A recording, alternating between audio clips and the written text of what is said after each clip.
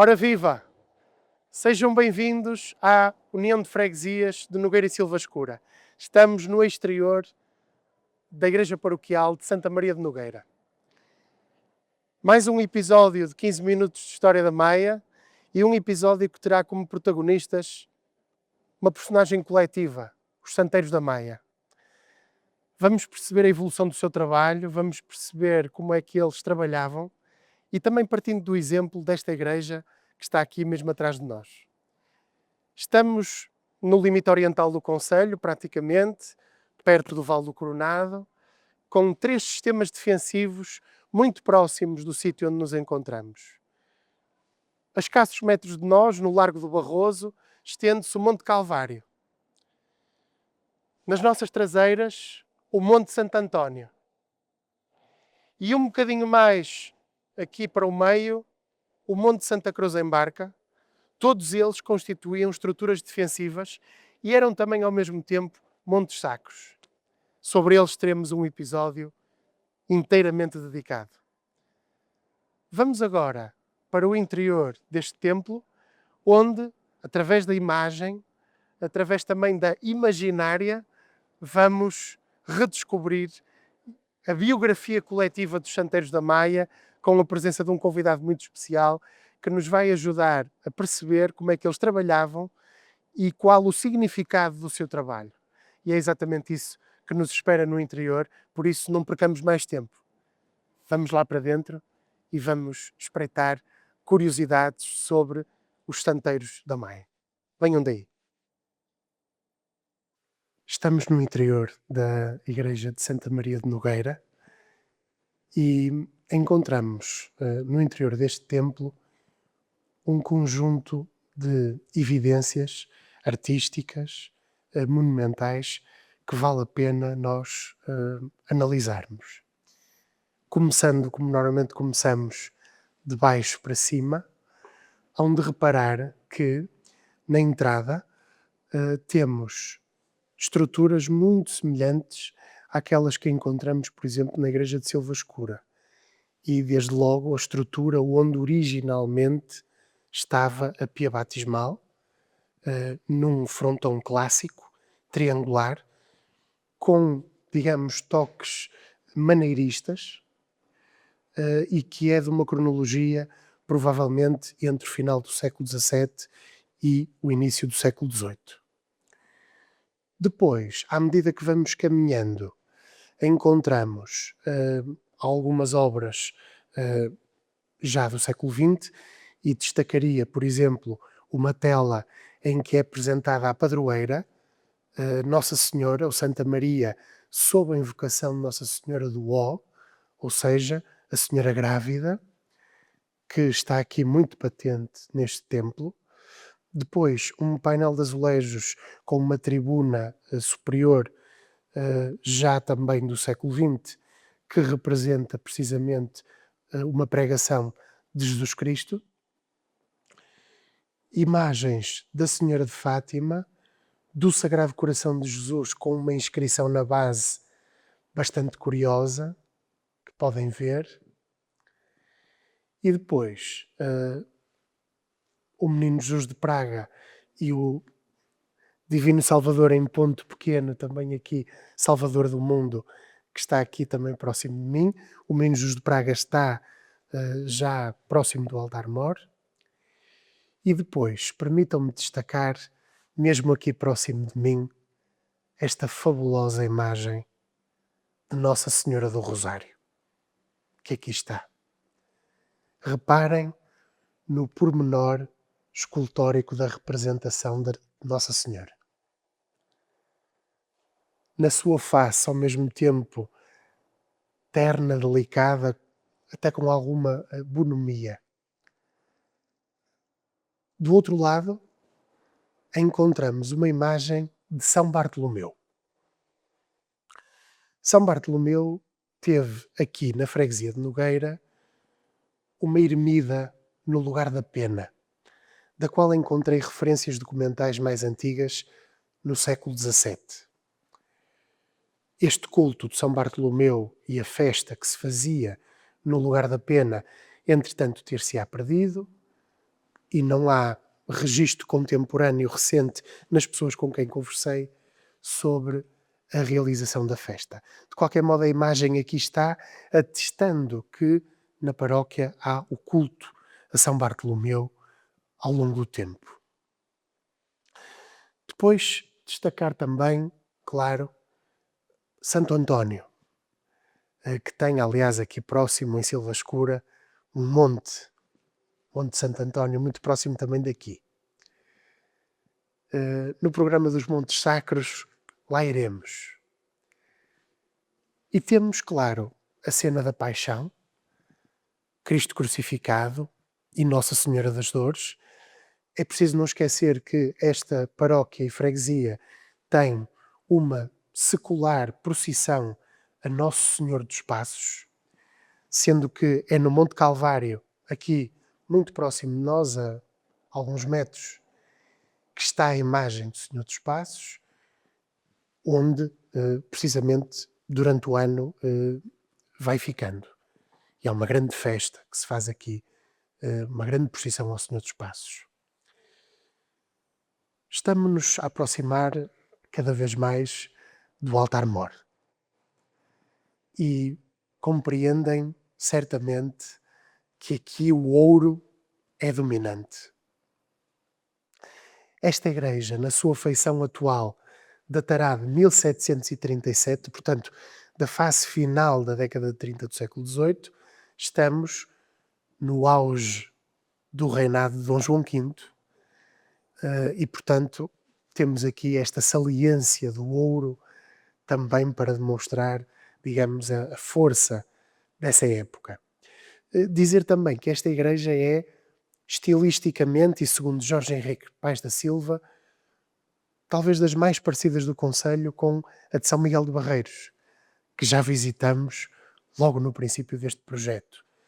E, efetivamente, percebemos aqui algumas semelhanças estilísticas, arquitetónicas, artísticas entre estas duas igrejas. Queria destacar no retábulo principal do altar-mor o trono que está com o Santíssimo Sacramento. Queria destacar também alguns pormenores de algumas figuras que vão apoiando toda a estrutura do próprio altar. Figuras angelicais, figuras, digamos, ligadas à religião cristã. E, claro, como não poderia deixar de ser, a imagem da padroeira, Nossa Senhora do Ó, Santa Maria, e do outro lado, São José. Nesse aspecto temos a mãe e o pai. Se repararem, são exatamente as mesmas imagens que estão retratadas nos painéis de azulejos do exterior deste templo. A cobertura azulejar exterior datará já do século XX. Aliás, há uma data na torre que é 1929, que será exatamente a data de conclusão de grande parte destas obras de requalificação da fachada. E para terminar este nosso episódio aqui em Nogueira, eu vou convidar o nosso querido José Augusto Maia Marques para falar um bocadinho com ele, e porque faz todo sentido aqui, sobre os santeiros da Maia, essas figuras tão importantes que nos deixaram imagens extraordinárias, que muitas delas já falamos. E por isso vou chamá-lo para ele vir aqui para a minha beira e falarmos um bocadinho então sobre os santeiros. Cá temos o nosso querido convidado, José Augusto Maia Marques. Bem-vindo de novo. Os santeiros da Maia são figuras que tiveram impacto não apenas aqui neste território, nomeadamente nesta zona mais oriental do concelho e aqui encostadinho ao Vale do Coronado, mas tiveram também um verdadeiro impacto nacional, não é? Sim, nacional e internacional. E internacional.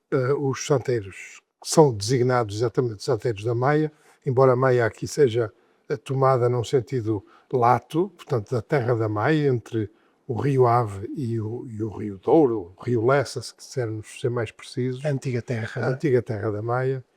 É curioso porque há um trabalho fundamental do professor Sérgio Sá, que é a sua tese de mestrado, exatamente sobre os santeiros da Maia.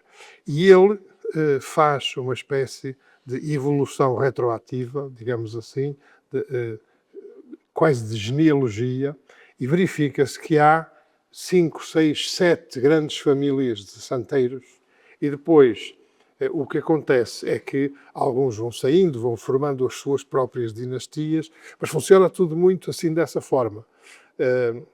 Os Tedins são talvez os mais conhecidos pela ligação do José Ferreira Tedinho à imagem de Nossa Senhora de Fátima, mas, por exemplo, nesta terra, os Maias, os Sás, de que faz parte também o Sérgio Sá, que chegou antes de seguir outros rumos, também foi santeiro. Aliás, é um lugar aqui próximo, Sá. Um lugar de Sá, exatamente. E, portanto, o santeiro é um escultor sacro. Às vezes a pessoa utiliza a palavra santeiro quase como se fosse uma coisa feita nos chineses. Não é? Não, os santeiros são escultores sacros. E, nesse sentido, são extremamente valorizáveis.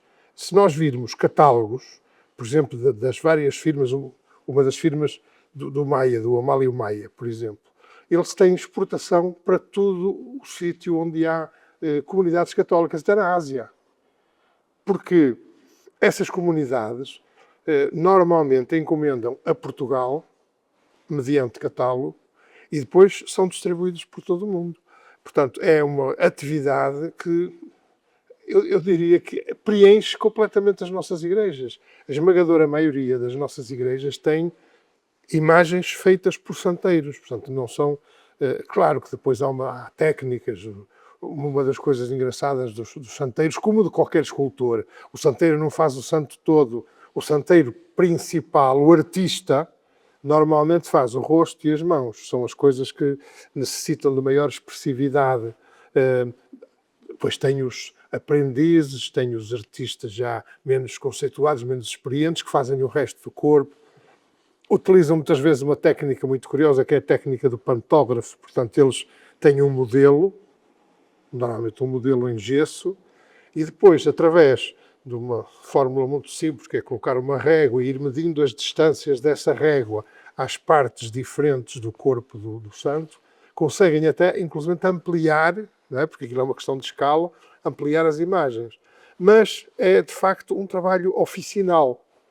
Infelizmente, como todos os trabalhos deste tipo, hoje é muito difícil encontrar verdadeiros santeiros. E há muita utilização de outras técnicas de fundição, etc. E, portanto, é uma arte que se está, infelizmente, a perder. Um dia qualquer teremos as igrejas que têm as imagens e depois as igrejas contemporâneas, pronto, são aquelas esculturas às vezes de valor duvidoso, de interpretação duvidosa, mas foi uma atividade fundamental aqui nesta zona, mesmo em termos económicos. Isto movimentava muito dinheiro. As oficinas movimentavam muito dinheiro. Aqui, Silva Escura, parte de Nogueira, portanto, eram zonas em que muitas famílias viviam desse trabalho, porque depois havia uma série de trabalhos, a montante e a jusante, os douradores, etc., etc., que, de facto, empregava muita gente. E que, se calhar, convinha reavivar essa arte, não é? Exato, até porque no episódio de Silva Escura nós falámos no Barroco Maiato, ligado aos santeiros, e é exatamente isso. Portanto, eles depois foram de tal forma importantes que influenciaram uma forma de fazer a talha. Portanto, os próprios entalhadores foram influenciados por santeiros. Exatamente. Falaste nos maias e se calhar era aqui também um momento de homenagearmos o nosso querido amigo, colega, professor Vítor Maia, que nos deixou recentemente e que teve também no seu labor de investigação muita dedicação a esta terra de Santa Maria de Nogueira. Sim, sim. Tiveste a oportunidade de privar com ele muito. Pode-nos dar um testemunho? Não, ele era um entusiasta e, curiosamente, por exemplo, ele fez uma tese de mestrado interessantíssima sobre o Rio Lessa. Portanto, ele tem uma ligação muito grande à Maia, não é só na questão artística, ou não é só por ter sido autor em vários volumes da monografia de Silva Escura. Ele deixou-nos coisas muito interessantes, como, por exemplo, também os volumes dos Ilustres Maiatos, que ele foi coligindo várias biografias. Portanto, olha, nós precisávamos de um Vítor Maia em cada freguesia do concelho. Acho que é a melhor homenagem que se lhe pode fazer, é dizer ao Vítor, aqui já está, agora precisamos de outros Vítors noutras freguesias. É verdade. E agora, com a reforma administrativa, Nogueira e Silva Escura são uma só entidade, uma união de freguesias, não é? E realmente o trabalho que ele fez para Nogueira bem merecia que fosse replicado a outras freguesias, com estudos monográficos, porque, como estamos a ver nestes episódios, há muita matéria-prima e quando esses para estudos trabalhar. São feitos por gente da terra, os conteúdos são muito mais ricos, porque as pessoas conhecem a realidade. Portanto, não é alguém que vem de fora e que faz um trabalho como quem faz uma sondagem política, eleitoral. Não, é alguém que conhece a terra, conhece as pessoas, ouviu falar, contaram-lhe, assistiu. Portanto, são monografias muito ricas. Sem dúvida nenhuma. Se calhar terminamos este episódio olhando para cima, porque há aqui também pinturas que vale a pena destacar, não é? E temos aqui desde logo a padroeira a contemplar-nos, não é? Isto é uma forma muito tradicional também de fechar as abóbadas, não é? Que eram muitas vezes, são abóbadas de berço, eram muitas vezes em tijolo, etc. Portanto, esteticamente não. E então eram fechadas com caixotões, e esses caixotões mais ou menos decorados, mas normalmente são riquíssimos. Estes nem tanto aqui desta zona, mas por exemplo em Trás-os-Montes há caixotões historiados absolutamente fabulosos em qualquer pequena igrejinha, com cenas bíblicas, etc. Portanto, enriquece o próprio espaço e dá-lhe outra dignidade, obviamente. Não é? Mas aqui temos, de facto, várias manifestações vegetalistas e depois no centro, na parte fundamental, temos a imagem da padroeira, que outra podia ser, não é? Padroeira, curiosamente, no dia em que estamos a filmar este programa, é o dia da padroeira. Muito interessante, e fica ao registro também para a posteridade de estarmos a fazer neste dia, curiosamente. Eu ia falar num último aspecto que acho muito curioso e que queria também discutir contigo. Nós estamos aqui com duas igrejas paroquiais muito próximas, Silva Escura e Nogueira. Hoje são uma união de freguesias e as igrejas estão, curiosamente, quase nas extremidades das respectivas territórios das antigas freguesias. E então aqui em Nogueira isso é particularmente evidente, está mesmo no limite. Porque se nós andarmos uns metros estamos já no território de Silva Escura. Simultaneamente nós estamos aqui muito próximos também da Casa da Quinta, propriedade que terá também, pela sua importância aqui na freguesia, provavelmente apoiado muito a igreja paroquial aqui e o seu desenvolvimento aqui desta centralidade, porque segundo a investigação que nós podemos fazer, teria havido uma ermida de São Bartolomeu no lugar da Pena e, portanto, na Idade Média e mesmo depois, a igreja matriz poderia até nem ser aqui. Não deixa de ser curioso termos as igrejas relativamente próximas. E em zonas, no fundo, de extremidade. É um caminho de investigação. É uma questão territorial. Uma coisa que nos faz falta é uma maquete do território maiato sem vegetação e sem casas. Portanto, para nós termos... Porque hoje as construções, a arborização, mascaram um bocadinho a realidade topográfica. E estou convencido que um dia que a gente tenha uma maquete desse tipo, verificamos que a maior parte das igrejas ficam em sítios de domínio, ficam em sítios um pouco mais altos. Não quer dizer que sejam altos montes, junto da população, mas nos sítios mais altos. Se calhar é uma forma de compreender. Nogueira e Silva Escura é um caso um bocadinho semelhante a Folgosa e São Pedro Fins, em que as igrejas também ficam relativamente próximas umas das outras, e Folgosa também fica quase encostada a São Pedro Fins. Portanto, eu acho que E também não sabemos quais eram efetivamente os limites das freguesias noutros tempos, não é? Sim. É uma coisa que é um estudo a fazer. É um estudo a fazer, mas para A já evolução do é território. um fenómeno da zona levante da Meia, Exatamente. que não deixa de ser sim, curioso esta proximidade que existe, não é? Muito bem. E agradeço muito mais uma vez a possibilidade de conversar contigo desta forma tão profícua como também aqui tivemos, e muito obrigada por todo o contributo que tens dado Nada. a este projeto, E, com o teu mais uma vasto vez, saber. venham visitar Nogueira Sim, e venham à igreja sim, vale a pena. e admirem as obras que aqui estão, nomeadamente a escultura da Padroeira e a escultura da Senhora do Rosário, que é absolutamente fabulosas. É verdade. E assim terminamos mais um episódio deste projeto 15 minutos de História da Maia. Muito obrigada pela vossa atenção e também pela tolerância para nem sempre serem 15 minutos. Muito obrigado.